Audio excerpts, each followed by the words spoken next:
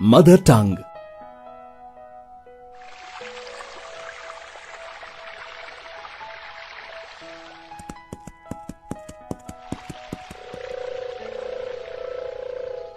Hello, lovely kids. How are you? Do you know me? I'm an angel. No, I mean, my name is Angel, as you have yours, like Sam, Vicky, Mona, Tina, and Sahib. So, what am I doing here? I didn't complete my homework, so I'm sitting here for a punishment. Yes, sitting idle without a work is a punishment. Don't you know that? Anyway, I cannot sit idle, but I have to. But what I can do is, I can talk to you and narrate you many stories. Would you like to hear? I can see your smile. So be with me. Every child loves his mother the most. Okay, so the story is about the mother tongue. Do you know what a mother tongue is? A mother tongue is the first language in which a child speaks, or a language which he or she learns from his or her mother. So the story is about a mother tongue. Have you heard about Akbar and Birbal? You know, Akbar was the greatest Mughal emperor of India, and Birbal was his courtier. With his wit and wisdom, Birbal became Akbar's most trusted friend and advisor. Their stories have become a part of our folklore. Akbar was the great emperor, so he would have many visitors at the royal court. Poets, artists, priests and foreigners from different parts of the world.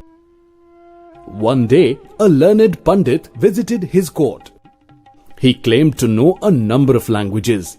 He boasted that he could converse fluently in all these languages. Your Highness, I can talk in many languages of the world. I can see men from different states in your court. Your men can ask me any question in their mother tongue, and I will answer them all in their respective languages. Thus, the Pandit challenged everyone to ask him questions in their mother tongue. Surprisingly, he was able to answer each courtier's questions in his respective language: Sanskrit, Arabic, Telugu, Punjabi, Bengali. He even answered a French nobleman's question to him in French. Everyone was most impressed. Akbar gave him a bag full of gold and silver coins as a reward. Before leaving the court, he threw a challenge to the king and his ministers. Your Highness, I have read that you have many great scholars in your court. Are they really learned? I challenge all of your men to find out what my mother tongue is. Yes, if they really can.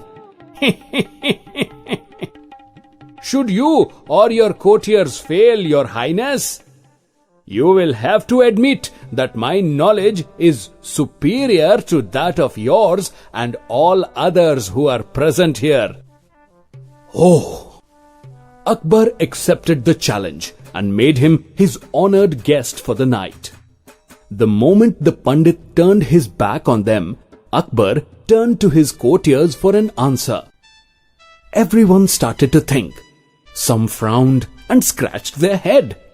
Some sat and played with their moustaches, while a few got up and started to walk up and down, all in deep thought. No, they gave up after some time, as they could not think of any way to find out what the Pandit's mother tongue could be. Akbar now turned to Birbal, who too had a knowledge of many languages. Birbal, our honor is at stake. We hope you will not let us down. I know, Your Majesty. You will get an answer tomorrow morning. He bowed to the king and walked out of the hall. On the other side, after having had a sumptuous meal, the Pandit was fast asleep on a luxurious bed, soft and silky, such that he had never slept on in his entire life. The snoring Pandit had a visitor in his room late that night. Can you guess who was he? It was Birbal. Birbal crept close to the Pandit, who was lying on his back. He had with him a piece of straw in his hand. He bent quietly and tickled his left ear with the straw. The Pandit turned over to his left side and let out a loud snore. Birbal tickled him in his right ear. The Pandit swatted at his ear, let out another snore, and turned over. Birbal continued to tickle the Pandit's ear from time to time, and the Pandit kept on turning this way and that, swatting at his ears each time. By the time Birbal had tickled him for the 7th time, the Pandit was thoroughly disturbed and irritated and cried out in his sleep, "What's that? What's that?" in his mother tongue. Birbal smiled, put the straw into his pocket and left as quietly as he had come. The next morning, the court was in session when the Pandit walked in. After being honored by the king, he took his seat. Birbal, having taken permission from the emperor, rose and addressing the king and all present, said, "O learned Pandit, you had challenged us to find out your mother tongue by this morning. Well, sir, your mother tongue is Telugu. Am I correct?" The Pandit looked quite crestfallen and quietly nodded. "If the knowledge we have makes us proud, then that knowledge is of no use." "Oh, I am sorry, Your Highness. I apologize for that." The Pandit realized his mistake. He apologized to the king and departed. The Mughal ruler then asked Birbal, "Well done, Birbal. But tell us, how did you come to know his mother tongue?" "Your Majesty, a man may know and speak many languages, but in time of difficulty, he will only speak in his mother tongue."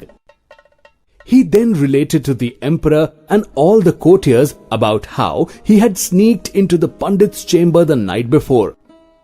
Everyone was rolling with laughter as Birbal, with his usual sense of humor, described all that had taken place.